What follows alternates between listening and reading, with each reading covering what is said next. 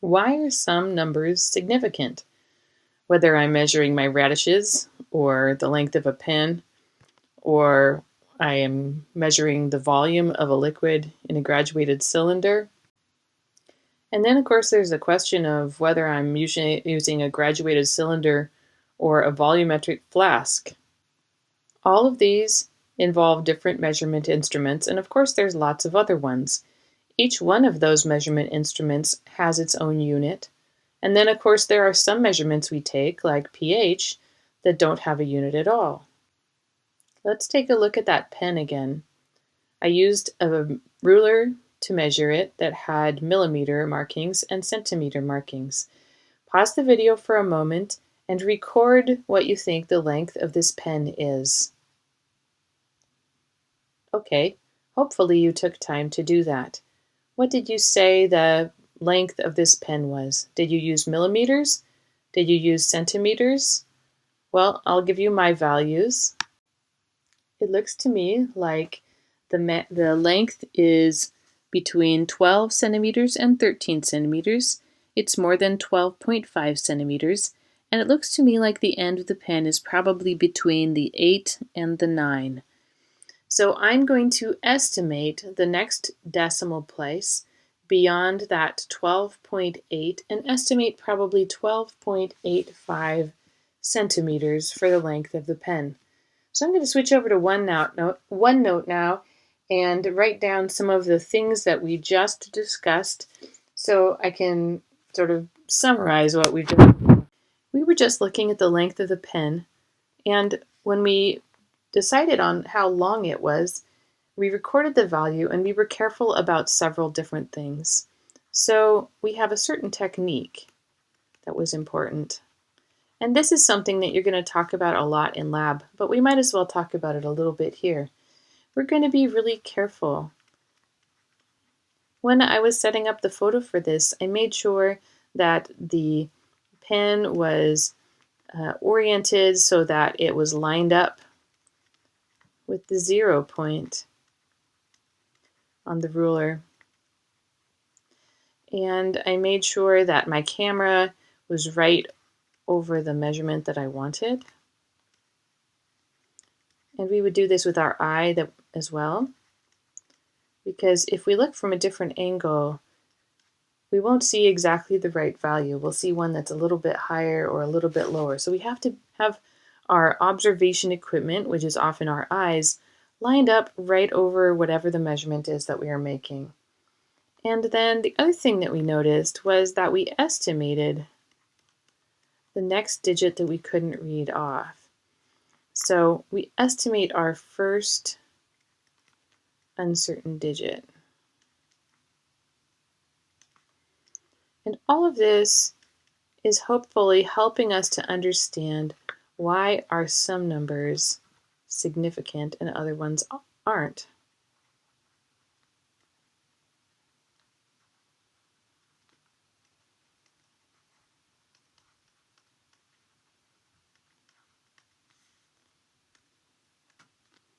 Let's take a look at that pen again. When we look at the length of this pen, we're looking at the ruler, our measurement instrument, and we're noticing where our ability to measure is. These are centimeters, and these small markings here, these are millimeters. So the first thing that we need to know is what we are actually measuring with, what units.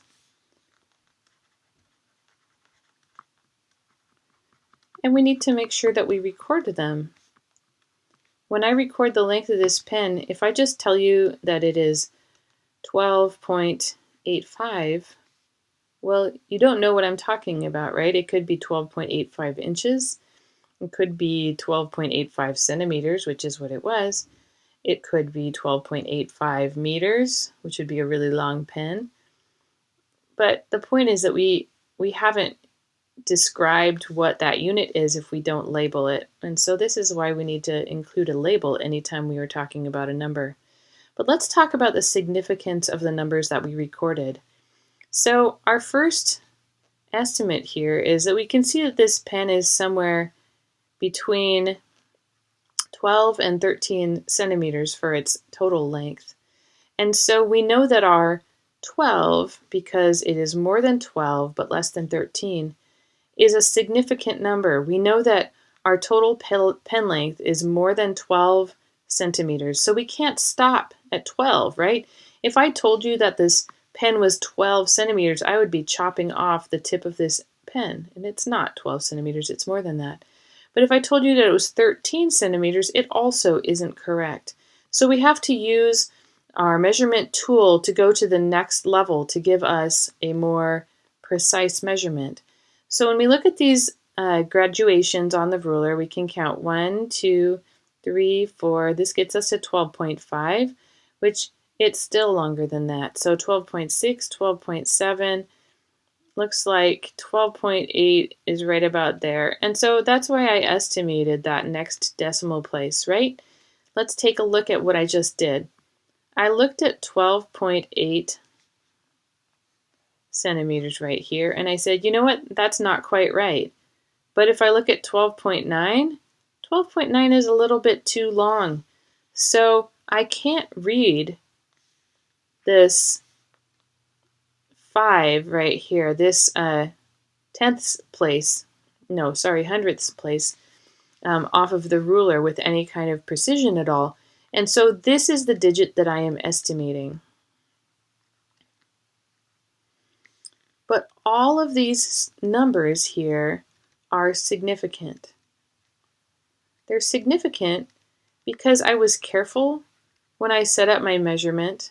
I took a lot of time to actually line everything up and look and find out what the best fit was, what the best match with my ruler was that was able to read off the length of my pen. Of course, it mostly doesn't matter how long my pen is, but the point is that we took care. We were precise, we were careful, and so all of these numbers are significant. And when you look at that pen, you can say to yourself, I know that that pen is 12.85 centimeters. Okay, it might be 12.86 centimeters. I'm not totally sure about this last decimal place, but all of these three I am certain about, and I know that this is a pretty decent guess. So all 4 of these are significant, and I can justify writing down 4 significant digits when I answer. So significant digits are ones that we took some care in measuring, and sometimes they actually take quite a bit of time for us to set it up. Let's imagine a scenario that's a little bit more interesting for us in science compared to measuring a pen, right? Because I didn't really need to know the length of my pen. Let's say that I'm going to be making a solution for my analytical chemistry class, and I'm going to be making a sodium nitrate solution. It's going to be a standard solution that my students are going to dilute and make a bunch of other samples with. And my job is to make a solution that is 0.1 molar, but it's not just 0.1 molar, right? I want to have as many decimal places as I can manage. Maybe 4, maybe 5. Now, you don't know all of the details here of what I'm talking about, right? Molarity may not be something that you've talked about. This is a concentration unit, and we'll talk more about what it is later. Sodium nitrate, Na, is the elemental symbol for sodium, and this is the ion nitrate, and we'll learn about those really soon too. But for now, this is just a standard solution that I'm making for my analytical class. And because my students are going to be using it for a lot of standard solutions, it's very important that we know exactly what the concentration is for the solution, because they're going to be using that number for all their calculations. So let's say that I go find an analytical balance. An analytical balance has glass around all the sides and little doors and stuff to make sure that the airflow doesn't mess up your reading. And most of these you can get some pretty good results. So we have some analytical balances that'll give us, I don't know, I think at least 3 or maybe 4 decimal places. And so that's pretty good precision. So let's say that I'm super careful about measuring out my sodium nitrate. Now, we'll do these calculations soon, but it turns out that it is 84.9952 grams is what the weight of 1 mole of sodium nitrate is. And you don't have to worry about why the calculations, I'm just putting them in here for completeness here. So let's say that I measure out 8.4995 grams of sodium nitrate. And this is because I only need 0.1 molar, which is moles per liter, and not 1 mole per liter. So I don't need the whole 1, I just need 1/10 of it. And let's say that I put it into a volumetric flask. Now, volumetric flasks, if you haven't used them, they have one really important job. And I'm going to pull up that picture that I just had of a volumetric flask just a minute ago. Here we have a graduated cylinder on the left and a volumetric flask on the right. And the graduated cylinder you may be already familiar with. This is intended to measure volumes of a lot of different things.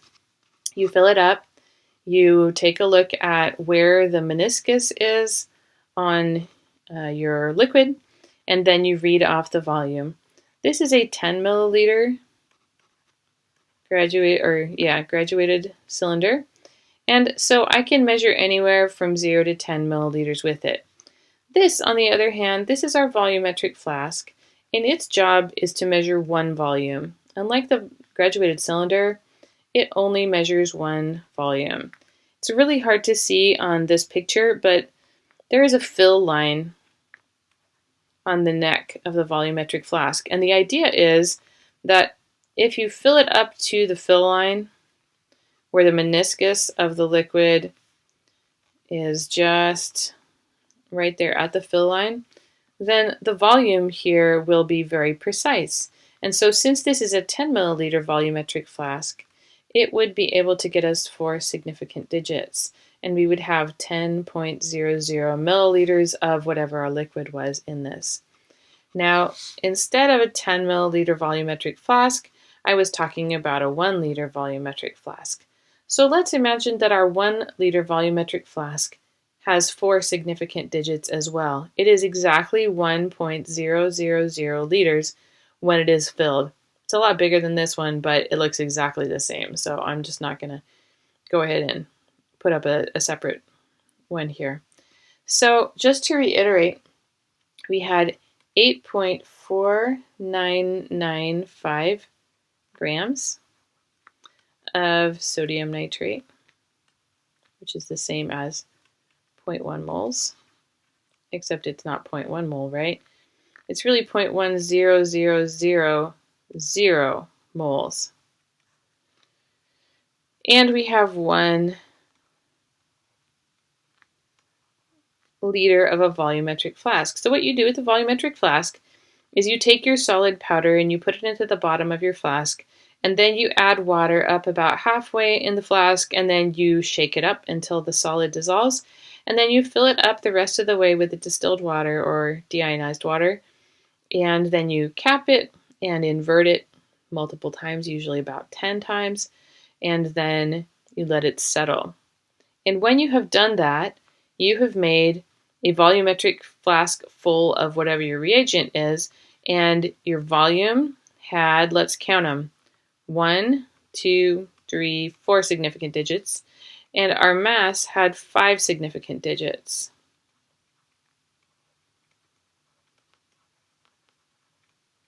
So this was a lot of work, right? We were just talking about this.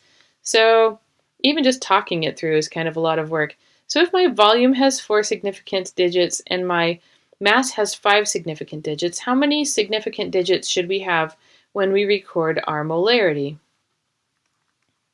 Think about it, pause the video if you need to, and then resume. So if you said that it should have 4 significant digits, you should. Then you were right? We have 4 in our volume, we had 5.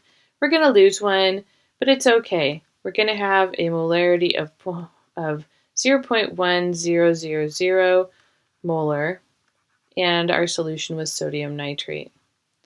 So now imagine how you would feel if you spent all this time and energy laboriously choosing this glassware, cleaning it, making sure it was all set, measuring out your sodium nitrate on an analytical balance, carefully dissolving the sodium nitrate into the solution. And now imagine that the students using this solution write down 0.1 molar. How many significant digits does 0.1 molar have? It's just one, right?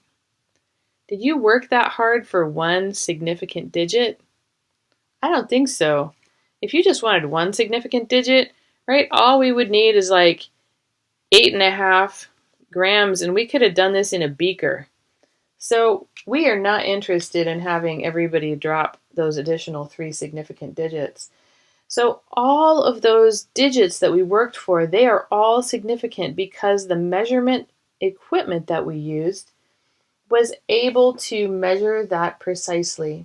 And that's really what significant digits are about. They're saying we've carefully measured this.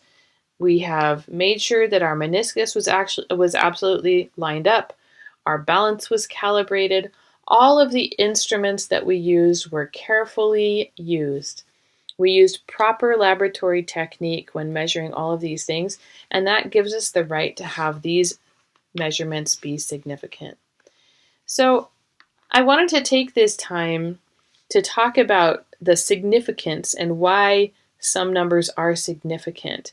Because I know when we first start talking about how you count significant digits or calculations with significant digits, it doesn't necessarily hit home what these significant digits are in the first place. So hopefully this short video has helped to clarify what significant digits are about. We're going to spend more time doing some identification of significant digits and some more calculations with significant digits in class. But I'm going to go ahead and set up a couple of example problems for you to work so that if you need a little bit more practice, then you can have that here. If you're feeling comfortable with significant digits, you should still probably try it out just for a little bit of extra practice. So here's our practice.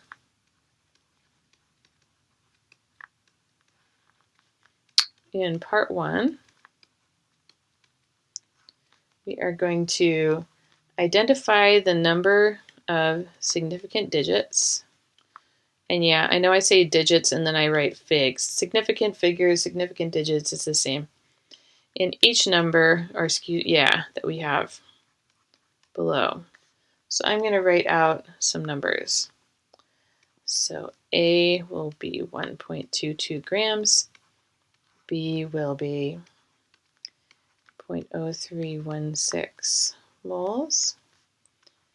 C is 18.21 milliliters.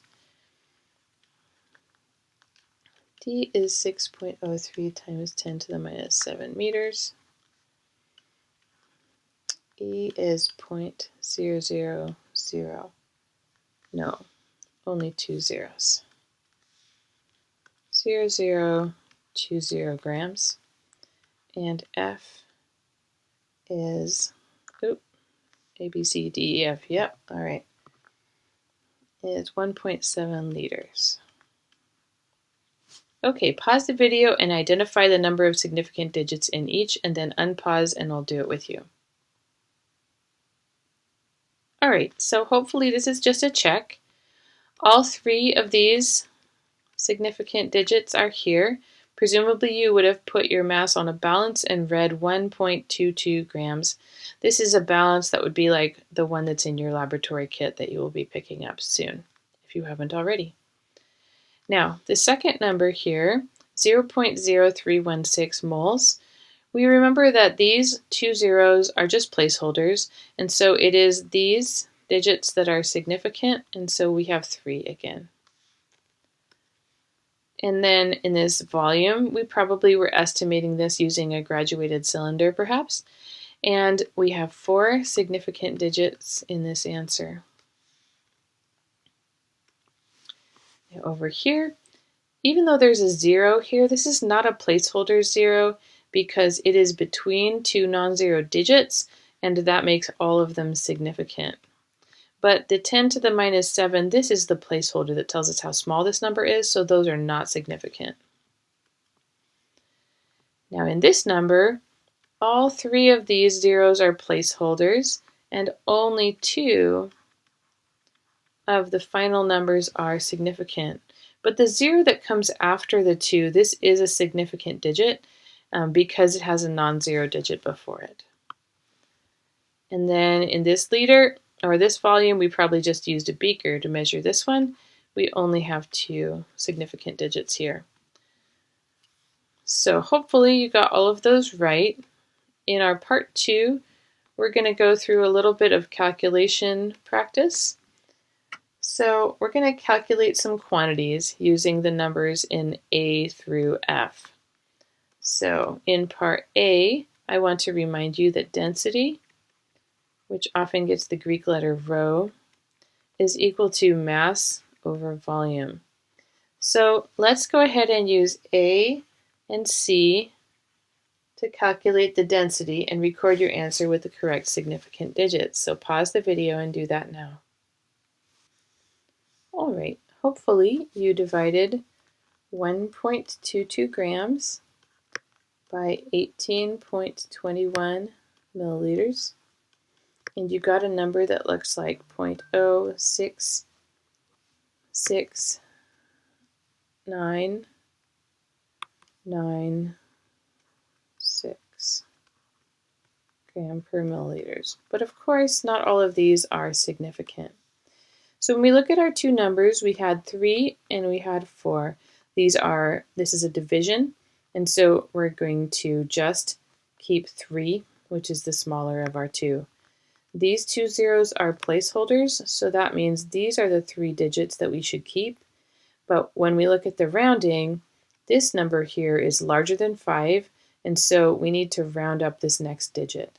So the answer that I would keep here would be 0.0670 grams per milliliter for the density.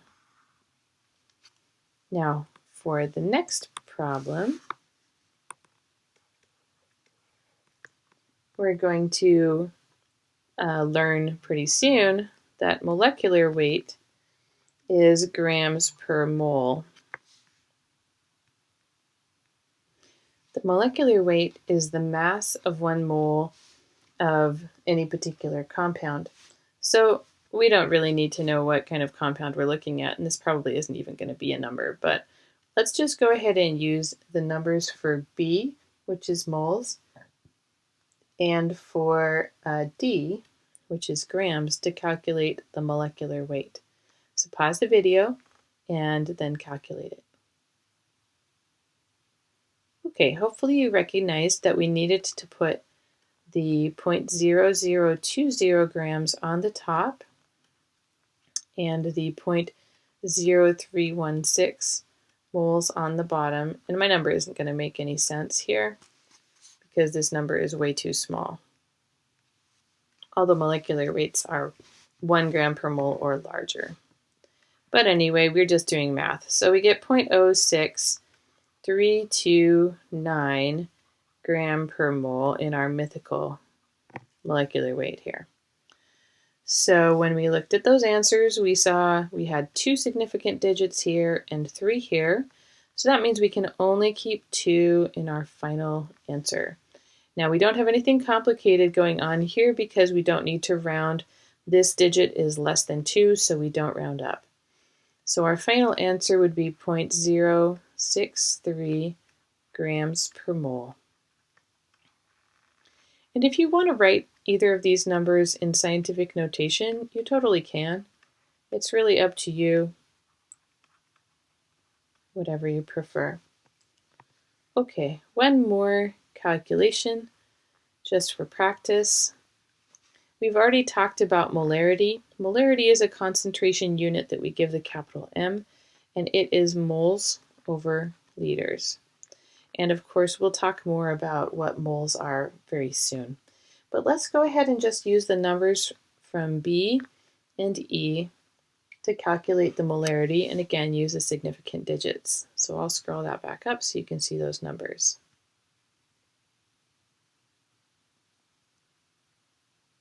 Okay, so let's go ahead and do that calculation. We'll write it out. So B was 0.0316 moles, which goes on the top, and then the volume was 1.7 liters. So the number that we would get looks like 0.018588 and so on and so forth, mole per liter. When you're using molarity units, you can either write mole per liter or you can just write capital M for molarity, and people will understand either one. So we noticed that our moles had 3 significant digits, but our volume had only 2. And so we're going to go ahead and just keep 2 significant digits in our answer. Now, when we look at that next digit, we can see that it's 5, but it's actually greater than 5, so we always will round that up. So our answer would be 0.019 molar for the concentration. So hopefully this has been a useful reality check for what significant digits are, and a helpful review on a couple of calculations for significant digits. Please let me know if you have any additional questions about them.